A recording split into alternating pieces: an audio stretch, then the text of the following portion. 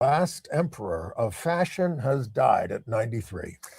The real narco-terrorists, it turns out, are Trump and RFK Jr. We'll tell you why.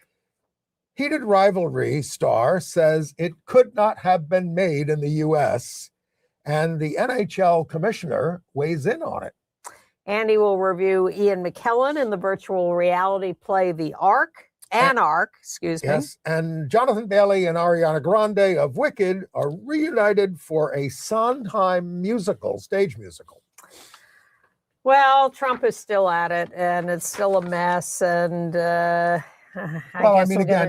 he wouldn't acknowledge Martin Luther King Day until Monday night, and then it just ended up being something horrible that he wrote. So. But he did mark the day by threatening to prosecute Don Lemon under the Ku Klux Klan Act, because Don Lemon was a reporter at that church service that was being disrupted because the minister was an ICE agent. Right, literally an ICE agent. This is in Minneapolis, and the pastor of the church is an employee of ICE. And so activists went into the church and spoke up during the service to reveal that this pastor was an ICE agent. You know something about that. I am very familiar with, but I was silent. I lay in the middle aisle of St. Patrick's Cathedral. Others spoke up, but in, controlled ways. And then we all got arrested, and 6 of us went to trial, and I've lived to tell the tale. So what's the big deal? But anyway, Don Lemon was there covering it and was accused by the Trump administration of being a sort of provocateur in the middle of it. So now they're taking advantage of his celebrity to threaten prosecution. Don Lemon says, why aren't you investigating the killing of Renee Good, which they're not. That's right. They're investigating everyone but the killer. Well, I mean, we had referred to Renee Good's wife. Becca Good was not her wife; it was her partner, and they are raising her third child together. But they were. The Trump administration. There are right wingers now, like Megyn Kelly, baying for Becca, the partner, to be held responsible for the murder. Because she was snarky to the agent. She caused it. Well, the other thing is, I've been thinking about this. I've seen the tape 10 million times. I've been reading analyses of this.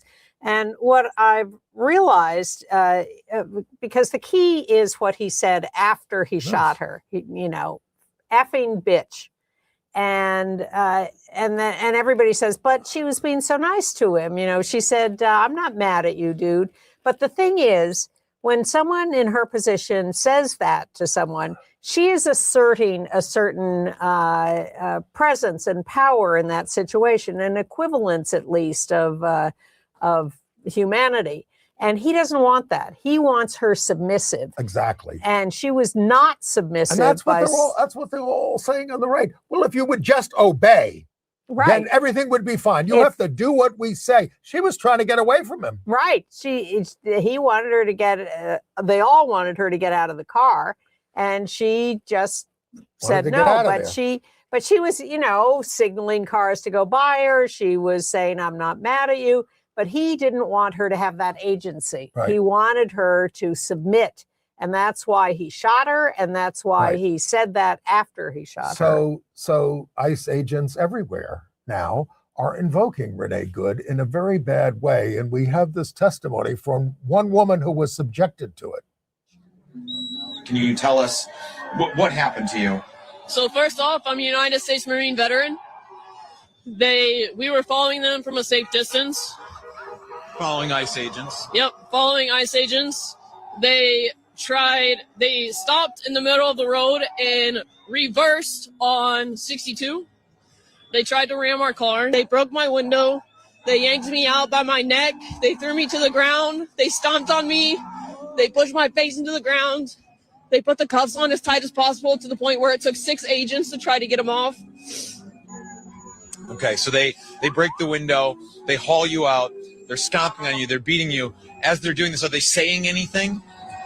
Yeah, they were calling me a bunch of derogatory names, calling me it. They tried to break my ankle. When he turned my ankle all the way around, I screamed, and he said, "Yeah, I bet you like that, don't you?" I took an oath, and it's the oath that they're spitting on and stomping on. And this isn't Germany. They're Nazis. They're Gestapo. They think that they're above the law. They don't care. What was your intention when you're out there following them? Are you out there to document what they're doing, to warn your friends and neighbors? Is that that ICE is in your neighborhood? Like, is that what you were out there to do? They shot my neighbor in the face this week. That's what I'm out there to prevent. So there you are. Many vocal Trump supporters are demonizing Renee Good and her partner and their allies, and they are now using an acronym, AWFUL. You've read about this? Affluent White Female Urban Liberal. So look, this is this is part of the whole MAGA rebellion against feminism, against women's rights, against humanity of women. Well, yes, absolutely. That's all part of it. And the other question that was raised this week was, is the public at large turning against the LGBTQ community? Yes. Is there less support? And they've got surveys around this. And I think generally there is some of that. I don't think it's totally widespread. But I think it's, again, this perception of us as the elite and being arrogant. And it's part of their anger at people who they think are arrogant in general. Don't they know who the real elites are who are oppressing them? Well, exactly. The people making billions of dollars in office. Like Donald Trump, documented by the Times, to have enriched his family to the tune of $1.4 billion. That's what they've been able to document. But all illegal. Yes. You're not mad about that, MAGA? No. No. It's not about logic. It's about a visceral feeling. You have to understand that, Andy. Get past the logic. Okay.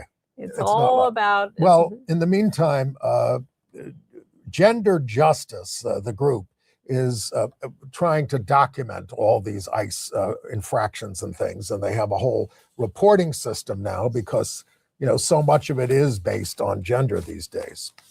Well, there was about to be a release of information on ICE agents. Something called ICE List was going to release a list of names of ICE agents on our side. And it was hacked by Russian cyber hackers. Well, they're working in league with. You mean our allies in Russia? Yes. Trump's friends in Russia hacked the release of the list. We'll get to Greenland, but when Trump says, well, we have to protect Greenland from China and Russia, what are you talking about? They're your new allies. They're your buddies, the autocrats. Don't believe everything he says. There are also rumors that there's going to be a heavy ICE presence at the Super Bowl because Bad Bunny is the halftime performer, Puerto Rican, and the ICE theory is that there will be a lot of immigrants at the Super Bowl watching. Have they looked at the ticket prices? Is he coming to the Super Bowl? I don't know. He was at the college football. How was he treated? I watched some of the game, but how was he treated? I forgot it was on. Okay. Well, I don't know. Oh, we know how he was treated in Detroit. So we skip to that. Staying on how ICE is treating people, got a picture of this gay couple, Jonathan Blanco Gallegos and his husband, Elias Perez Zuazo. The ICE arrested the Perez Zuazo, who was undocumented, originally from Panama, but was going through the process. Absolutely. Totally on track. And his, did they end up getting married? I guess they did. They did get married. Yeah. So the husband is a U.S. citizen and the one who was grabbed is undocumented, but is totally working within the system to be legalized. And again, they find some infraction that a little thing you did some years ago, or entering illegally, but all that was in the past, and it was all being processed through the adjudication process. And coming into the country illegally 20 years ago, and then working on legalizing yourself and working and paying taxes and everything is not the worst of the worst. So what they say is, well, that was fine with Biden, but we are upholding the law, so we are going to abduct this guy. Exactly. Meanwhile, ICE has stopped paying for medical care for detainees. They are happy to let people... insane number of people dying at Yes. a very rapid pace are dying in because they're detention. denied their medications. Yep. This is That's their solution for how to, fascist if they can't throw them out of the country, they're going to just let them die. Right. Enough on ICE. Should we get to Greenland? Sure. Okay. Well, I mean, among those in the congressional delegation that went to meet with the Danes and the Greenlandiers was out trans Congresswoman. Where is she? Sarah McBride. She's in the back there. Way in the back, towards the left. Yes. Yes, but the point is, she was from the left. She was there. Now, there's. I was very happy to see that she's given the legitimacy of being in a delegation. Now, there's kind of and because that was a bipartisan delegation. Mm-hmm. There's also kind of a gay angle. Peter Thiel, gay monster, a friend of, is particularly interested in Greenland, and his former business partner, Ken Howry, is our new Danish ambassador to Denmark. The thing is, it looks like the tech bros and the AI people, they all want the minerals, and they want to set up a separate state in Greenland for themselves. Don't listen to any of this stuff about security against Russia and China. That is not the point of taking Greenland. The point of taking Greenland is to have ownership of all these rare minerals. And to set up this separate state for these wacko rich people who just want to live without rules. The reason Trump is so adamant about getting Greenland is that the tech types are putting pressure on him. Well, Zuckerberg and Bezos are investors in a startup to mine Western Greenland for the minerals. It's all about the mining and ownership. And that's why Trump says we can't just negotiate a deal on more bases, because he doesn't care about more bases. What he cares about is giving these people ownership of the minerals. Okay. Don't forget that. Okay. Shall we go on to give him a little bit of good news? Well, the Greenland? You have more on Greenland? No, go ahead. Oh, I was going to move on to what happened in the Senate this week. Okay.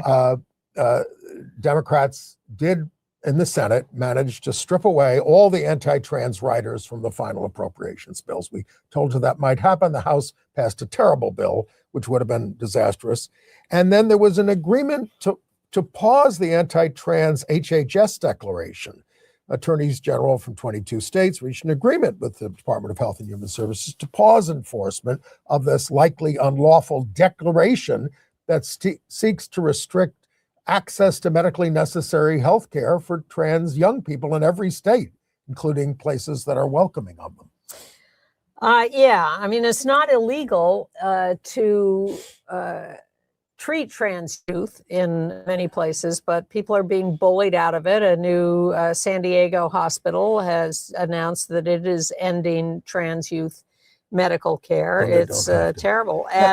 And the Department of Defense has ordered it is not going to train HIV positive recruits. The HIV positive people can join the armed forces, but DOD has now announced that they are not going to train them. Why? Because they don't like people with HIV.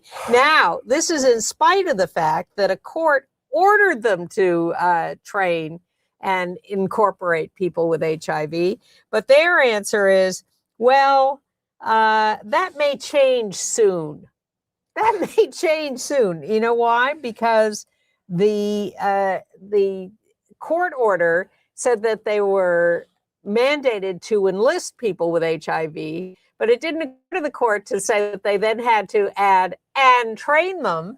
So DOD is saying we're not going to train them. Well, let me tell you, when Harry Truman signed the order integrating the military with people of color back in 1948, that was the law. But when you got in there, it was pretty tough on them. Well, that's true of so many things in so many places. All right.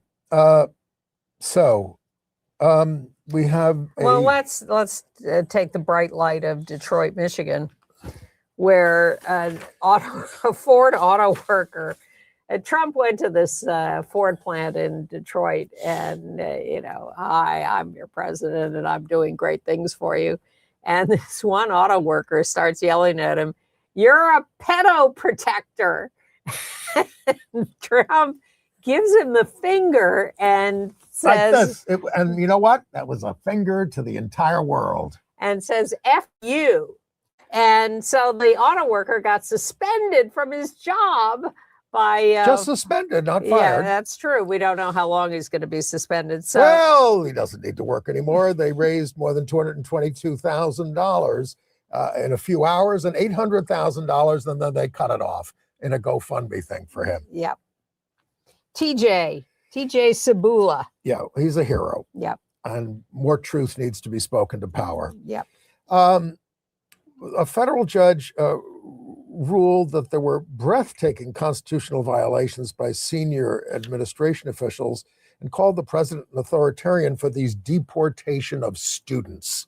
That was a big ruling this week. And well, we have a picture of the judge, William Young, who was I believe a Republican appointee originally, but he went after all these people and said, "You're not following the rule of law." Was this the case of the college student who was going home to Texas to Yes. join her family for Yes. Thanksgiving, and she got grabbed and All deported? that stuff. Yeah. He blasted them. All right, but the next fun is with the Trump Kennedy Center. Wait a minute. Wait a minute. Yeah, I'm just trying to get my notes together here. Oh, okay. Oh, actually, we have Senator Kyrsten Sinema next on our list. Well, yes. So Kyrsten Sinema served one term in the United States Senate and then decided she didn't want to be there anymore. And so she retired and didn't run again. And meanwhile, she went off and what did she do? I can't even remember, nor do I care. But it's wacky, though. Yeah. So she has now been found to be having an affair with her bodyguard during her Senate time. That's him. Among others. Oh, okay. Well, the head of security for Kyrsten Sinema in the Senate quit because she was hitting on too many of the employees. Well, she... and it was always the men. So much for being bisexual. Well, I'm not going to pass judgment on that. But his wife, this guy's wife, lives in North Carolina and is suing Kyrsten Sinema for alienation of affection. It's only asking for $25,000. That's crazy. Well, no, point is, it's alienation of affections. It's a law down there. In North Carolina, if you cause it there, if you cause it, you can be sued. Well, she's being sued. Anyway, by the way, what is she doing these days? It is called, she's in the psychedelic science industry. That's right. Okay, back to the Kennedy And Center. she joined a law firm that works on cryptocurrency and artificial intelligence. She's got her fingers in every pie. Especially the ones with all the money.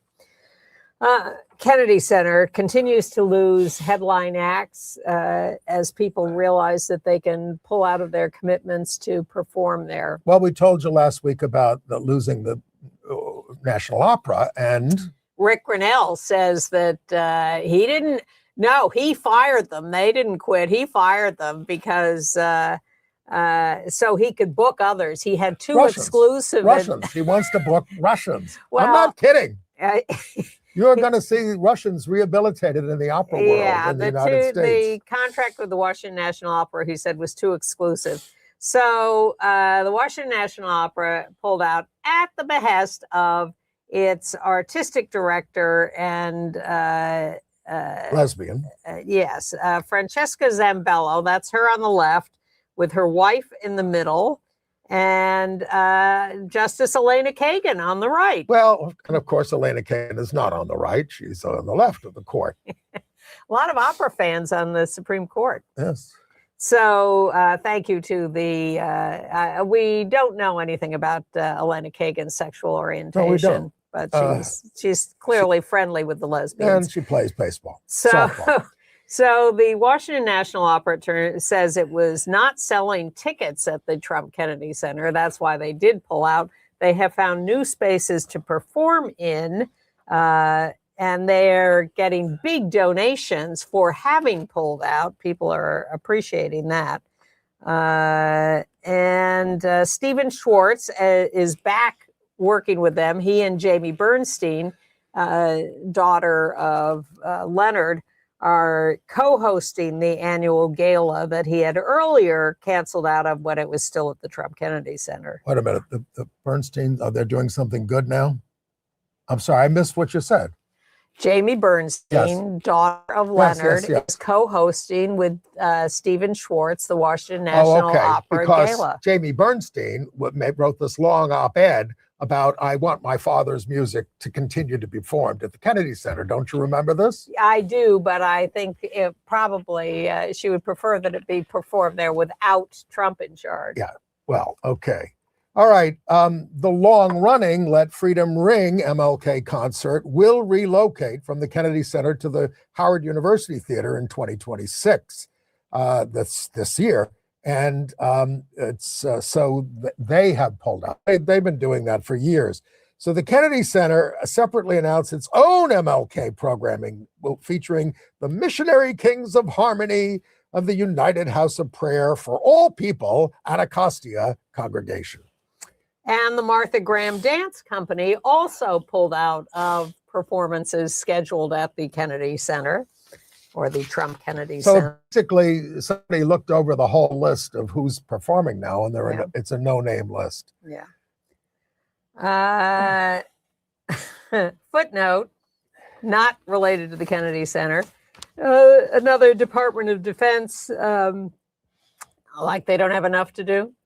They stopped shipments of sex toys to U.S. troops in Bahrain.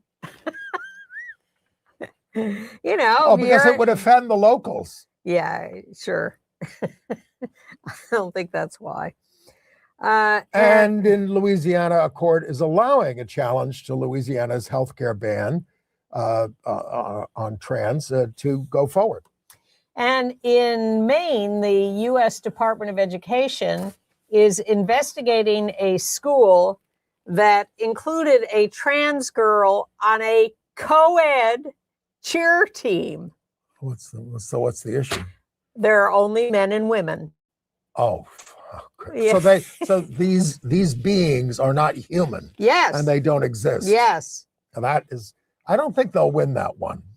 Well, I'd like to think not, but that is exactly where this is headed. We have integrated sports, I mean. Of course. I always say, I was on the bowling team at University of Virginia, and Maryland had a woman on their team, and she beat me fair and square.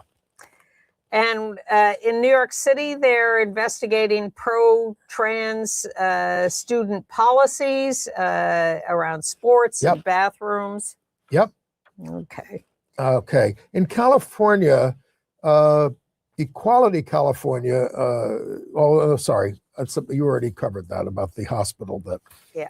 But another correction, in addition to Becca and Renee not being married, in Alaska, Mary Peltola, my favorite new candidate, said it was $17 for a gallon of milk, not a gallon of gas.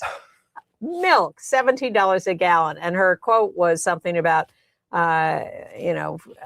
milk can be $17 a gallon in rural areas. They don't believe us. And so they're not willing to do anything about it. But she still has the best political slogan: fish, family, freedom. That's the things we believe in. It's all right.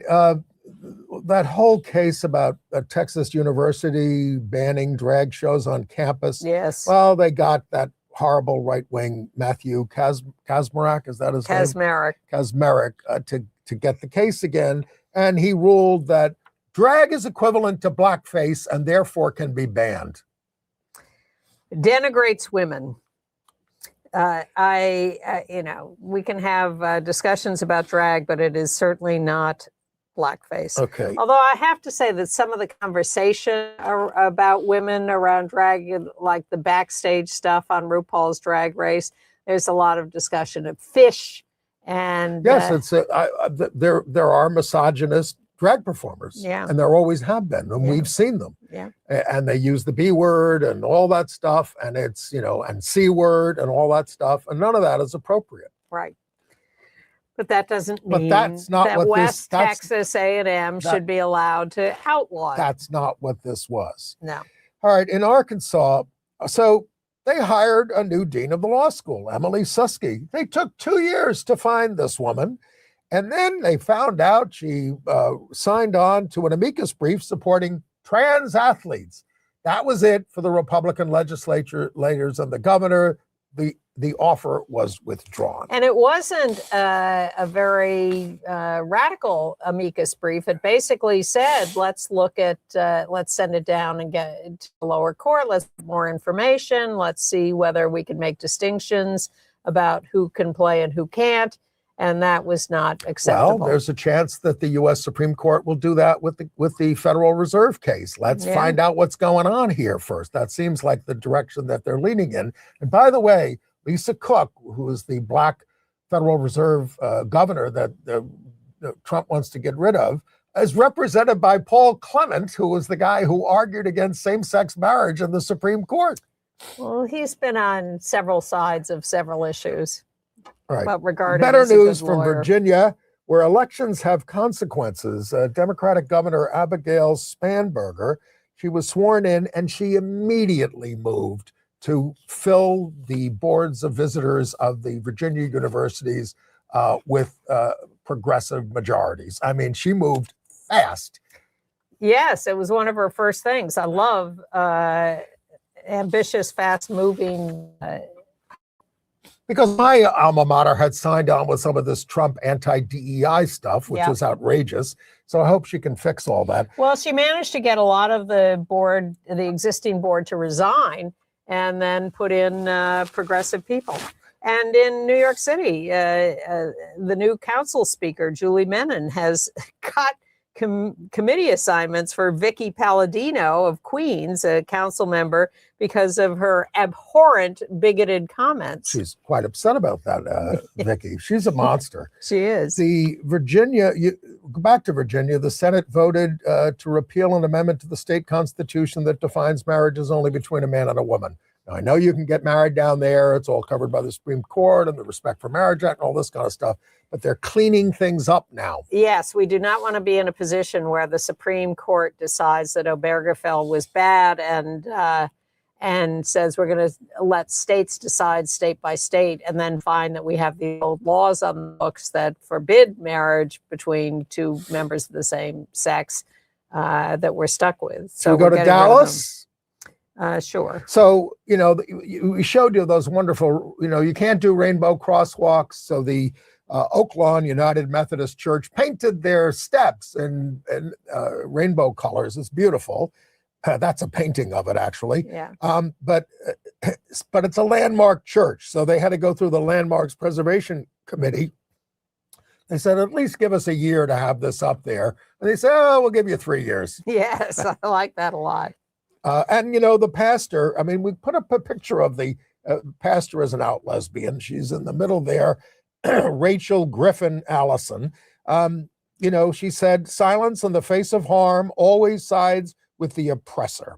And this is our gospel witness that we're doing here. So it's religious expression, not political expression. Has nothing to do with Governor Abbott's bigotry. It just, In D.C., Judge Beryl Howell has returned $12 million in funding to the American Academy of Pediatrics. They lost $18 million in funding for their pro-trans positions, and the judge says, I'm giving you back 2/3 of that. Let's go to Connecticut, where Maurice Sendak, the famous children's book author, illustrator, and everything, he died several years ago, 2012, at the age of 83. But he was a big resident of Ridgefield, gave a lot of money and raised a lot of money for the library. And Harvey Fierstein has led this campaign and got it approved to put up a statue of in his honor. Yes. Maurice Sendak came out late in life, and they're going to have a big bronze statue. And as we say, better late than never. Yeah. All right. Okay, Virginia police have arrested a suspect. There was that woman who went after a gay guy in a Maryland in the grocery supermarket. store. Yeah. Yes. Well, she's finally been charged. If you've seen that video, it's just outrageous. She is just harassing him right to his face endlessly. I mean, do I have the quotes? Boy, get out of here with your gay ass. I'm sick of this gay ass. Well, she goes on and on in a more vulgar vein. So he filmed her because he said, "Who's going to believe me?" And so she is being charged. Well, a survey by HRC of, they say, 14,000 people says half of them said they were more closeted in the last year because of things like this, macro and micro. Trans and non-binary people have trouble getting health care. Financial situation is worse. The only two sexes stuff is being thrown in their face. Trouble in the military, no DEI, no gender care. It's just going on. And so people are retreating and trying to protect themselves in these days. But not here at Gay USA from the confines of our studio. So anyway. far. They haven't found us yet. It's nice to fly under the radar. Well, here's an LGBTQ person who got into bad trouble. Ruby Corrado, the founder of Washington. She'd been a guest on this show. The founder of Washington, D.C.'s trans shelter, Casa Ruby. We told you about the story. She embezzled funds. Her lawyer says she didn't use them for personal use. But who knows? It was a lot of money. And she's finally been, she was convicted and she's getting a 33-month prison term. I'm surprised she hasn't been deported. Oh, well, hold your breath. That'll be coming. Did you see our Mayor Mamdani on The View? Yes, he was asked what he thought about ICE, and he said, I'm abolishing ICE. You can't reform something. I mean, they say Democrats are worried about the slogan "Abolish ICE," like defund the police. Mm-hmm. But this agency, as constructed, has to be stopped, and you need something in its place that engages in humane and decent enforcement of our laws. We need a return to our purported values. Yes. In New York City, a gay man was kissing his partner on a number 6 train headed downtown to 23rd Street. This is not late at night or anything. No, and it's a train I take fairly often. And a guy sitting there objected, and they got into an argument, and the objector slashed him with a knife. And again, look, for a long time, a lot of unstable men, which is a lot of men. Yeah, you don't hear about women with knives. Well, occasionally, but who they become unhinged when they see something homosexual. They become unhinged. Now, some of that is within them, and some of it is now being validated by what's going on in society. Absolutely.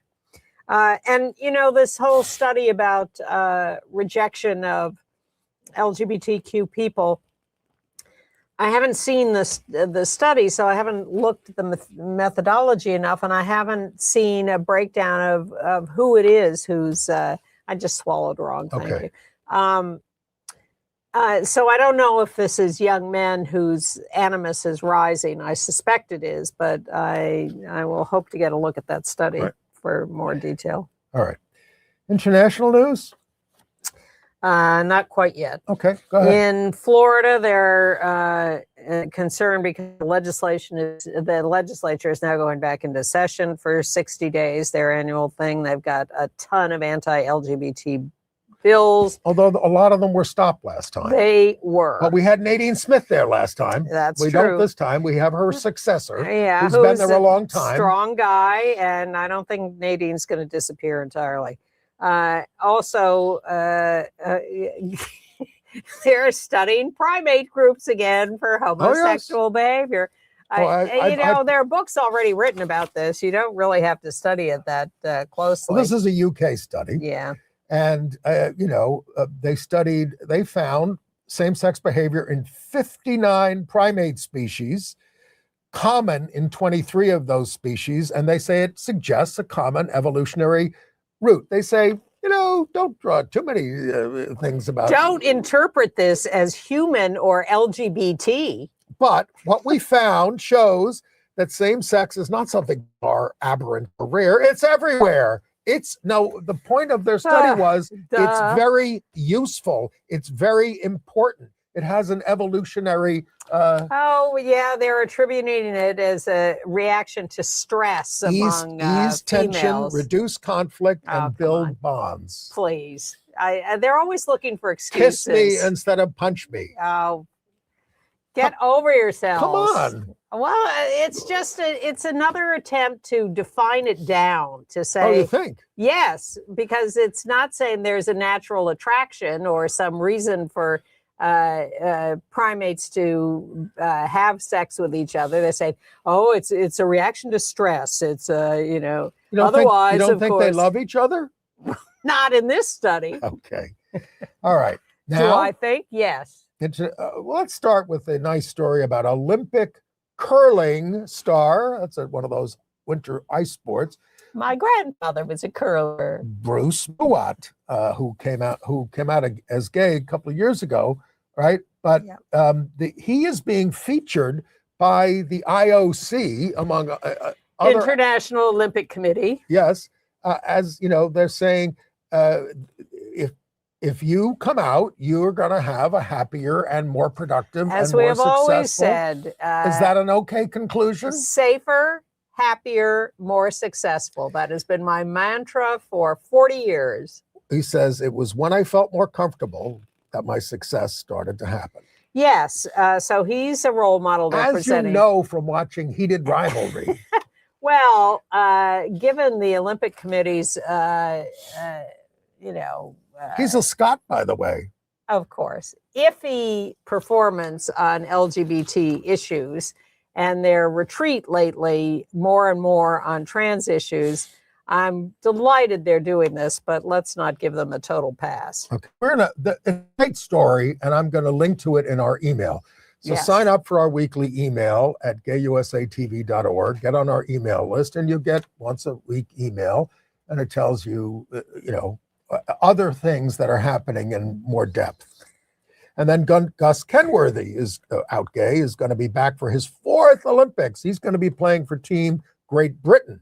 He was born in Great Britain. And he competes in slopestyle, halfpipe, and big air, these freestyle skiing things. And he won a silver medal in 2014 at the Sochi Winter Olympics. Then he got depressed for a while, and now he's back. He came out the next year. Yeah. And, and we're going to have a real life heated rivalry story at the Olympics with lesbian hockey players. They currently play on separate league teams in Canada, one Toronto, one Ottawa. They are engaged and enemies on the ice, engaged in real life. That sounds like a good topic for the next Netflix show. Now they're doing lesbian softball, as I told you last week. Well, they can still do hockey. Yes. Hockey's become very hot. Lesbians are everywhere. Right. Absolutely. Especially in sports. Exactly. Disproportionately, because they don't care what men think. Exactly. And they're having fun. Yes. Yeah. All right. So we lost Valentino Garavani. They called him fashion's last emperor. He died at 93 in Rome. I mean, this is the guy who made dresses for Jackie Kennedy, Elizabeth Taylor, Julia Roberts, Princess Diana. Julia Roberts, I meant to ask you to dig up the picture of Julia. Well, the first picture we're showing you is of him and his longtime business partner, but paramour for 12 years. Yes. The New York Times was very careful to point out that their romantic relationship lasted a limited amount of time, but they continued to be lifelong business. And they continued to be gay. Well, you know, how many heterosexual couples do they define as, well, they had sex for these years and then they stopped, but they stayed together? Well, anyway. I didn't like that. All right. So that's Giancarlo Giammetti. Yes, who was still alive and is a hell of a story. I mean, he is. The documentary is a hell of a story. He's the brains behind the business. I mean, Valentino was not a businessman.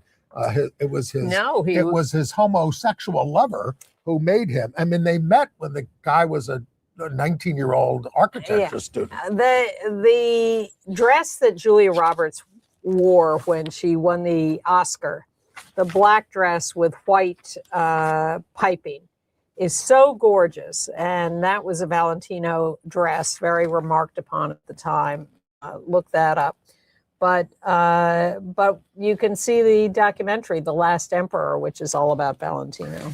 Okay, who did the apes? And in Russia, streaming services that have been running heated rivalry are now being charged with subjecting minors to LGBT propaganda. People have been watching a lot of bootleg copies of it. Yeah. All right, AIDS and health news. So you talked about the American Academy of Pediatrics, but you know, Trump and RFK Jr. are the real narco terrorists. The administration just this past week canceled $1.9 billion in funding for substance abuse and mental health care, affecting thousands of patients. Now, you know, they claim to be bombing boats in the Caribbean to stop the flow of drugs. And then they are just denying all this help for people who are struggling with drug addiction. Well, Trump today, as we are taping on Wednesday, spent quite a bit of time in his rambling speech to the World Economic Forum. Very hard to listen to. I listen to it a lot. But he talked about drug prices and how the U.S. has been ripped off for years and the Europeans and everybody else around the world get much cheaper prices on drugs, and how he's bullying France and other countries into charging more. Yes. and not one single word about talking to the drug companies about lowering prices, because they are, next to the defense industry, the most profitable sector in the world in terms of profits. And he's not jawboning them. He's jawboning other countries to pay more for drugs so that the U.S. prices can be lowered. Don't you resent that? I mean, if nothing else, do you say, "Oh, please, master, charge us more"? When I think of all the time we spend in ACT UP attacking drug companies for their high prices and sitting in their offices, chaining themselves in their offices, requiring chainsaws and getting them to lower the prices. Yes, exactly. Attacking them on the floor of the New York Stock Exchange, on and on and on. But no, Trump is not going after them. He's going after other countries. Now, meanwhile, the Trump administration had proposed many big cuts to HIV funding. Congress has rejected that and has restored funding for prevention and treatment, increased funding for hepatitis prevention. Yes, but can you make them spend it? Well, there's the other thing. They don't follow any law. Right. Look what they're doing with the Epstein files. Right. All right. Or the military. All right. Okay, it's time for your weekly heated rivalry updates. Francois Arnaud, who plays Scott Hunter, pictured there with Robbie G.K. as Kip, he gave an interview and he said, "I don't think this show could have been made in the U.S. he said, when it was being considered, he said, by a big streamer, they had so many notes and thoughts about the show that, Jacob Tierney gave up on them. They said, you can't show any kissing until the third episode. Fifth episode. Kissing. They were showing all out sex in the first episode. Yeah. And maybe that's why, probably, that it is, you're right, the fifth episode. So, well, that's why they went to a small Canadian company to make it for a lot less money, make it a lot more on the cheap, but they got it produced. But picked up by the gay CEO of HBO Max, who thinks this is going to be a winner. He had no idea. I like it. He had no idea how big a winner it was going to be. By the way, Francis Arnault was on Watch What Happens. He's out gay, by the way. Yes. None of the others have really declared themselves. He was on Watch What Happens Live with Andy Cohen this week. Totally funny and charming. Yeah. Really smart Great guy. Yeah. So Gayle King on the failing CBS morning show embarrassed herself by saying to Arnaud, this wasn't on my card to watch, but she did because it was making so much news, and she realized it's so much bigger than a gay love story. I really hate when they say crap like that, Gayle. How about just saying it's a great gay love story, which is what it is. Not just one gay. There were two big gay love stories in it. And wait till you see the lesbian softball players. So then the NHL commissioner, Gary Bettman, was asked about it. He's the National Hockey League, and he has given the show a stamp of approval. He binge watched the show. Watched it all in one night. And he said, it's very compelling, a lot of fun. He said, I think it's a wonderful story. The contents, particularly for young people, might be a little spicy, he said. Now, of course, this is the guy who, has cut back on Pride nights. Pride insignia, on that kind of rainbow stuff. tape and merchandise and stuff. Yeah. So that's not good. Because he said we shouldn't force players to do things they're uncomfortable with. Well, it's all the Russian players in the NHL who have freaked out about all that, and that led the NHL to capitulate. Okay. Long before Trump came along. All right, that's that. And then we have, celebrating the marriage of Joel and Booster.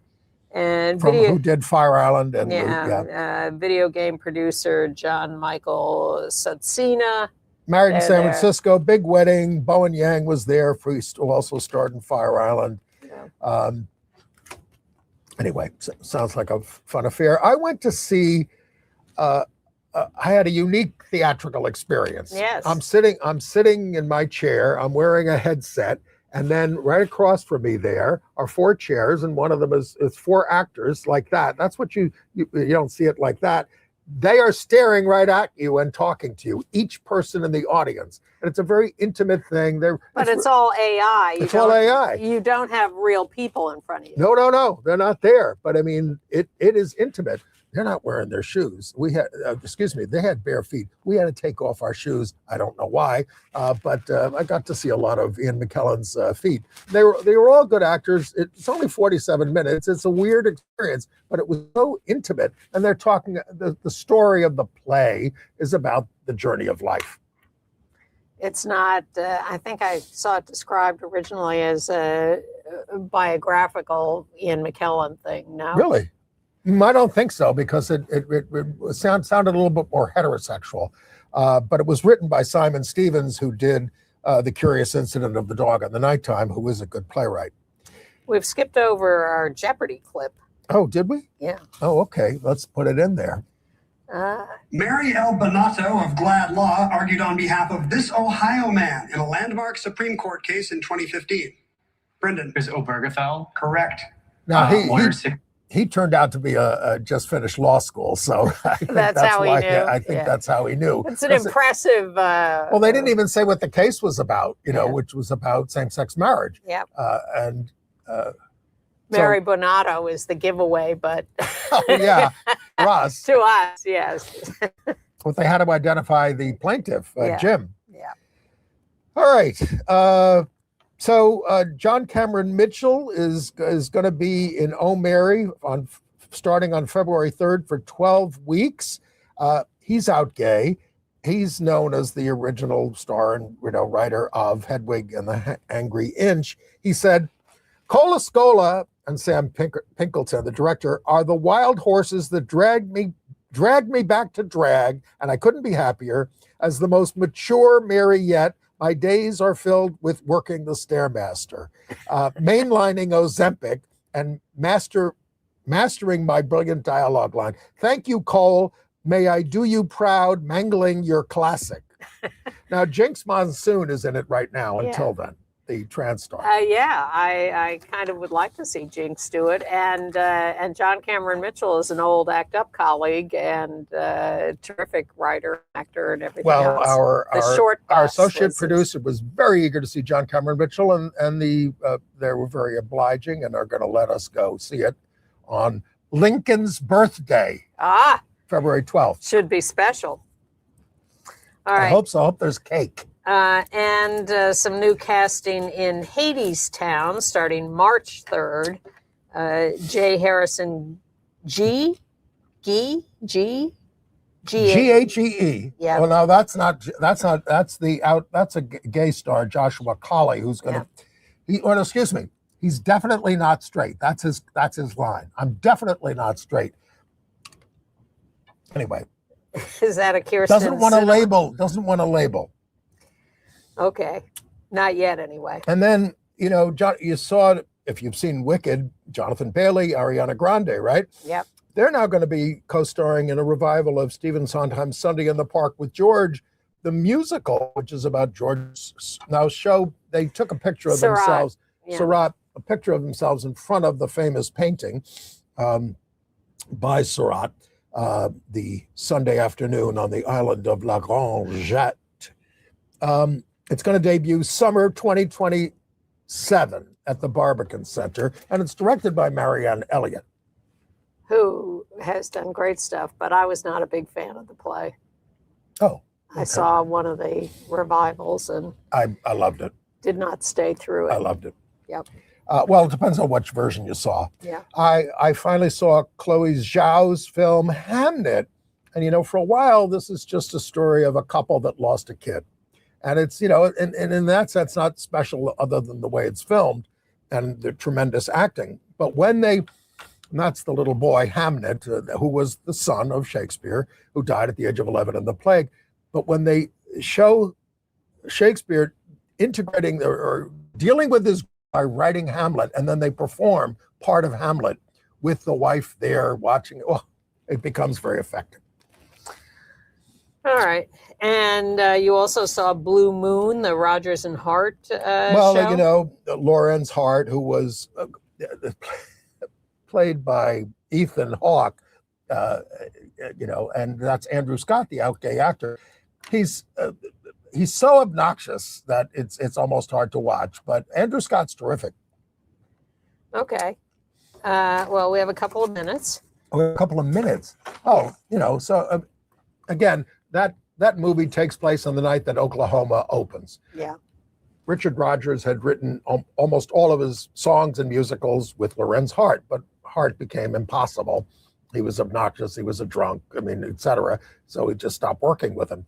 And then he hooks up with Oscar Hammerstein, and the rest this is the great success. Histoire. And Hart died really shortly thereafter. Yeah.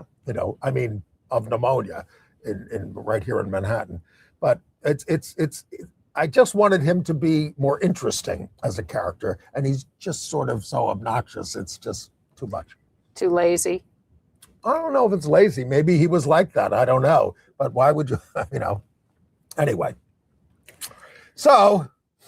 Here we are, anticipating the end of the world any minute now. Well, our friend Norman Siegel wrote a piece. Yes, great civil liberties attorney for many years. And he has an editorial in the Daily News this week that says, well, we got through the first year. We got 3 to go. Are we going to make it? No, well, not if it continues at this pace. not feeling good about any of it. No, it's ugly. And Well, when you look at the wealth and power of the United States and see that this bully and dictator is taking advantage of that to bully the entire world. well, very encouraged by the actions of the Canadian Prime Minister. Yeah. What's his name? Harney? No? Isn't it? I don't know. He's great. He gave a great speech at Okay. Davos, 5 seconds. and we'll see you next week. Okay. Bye.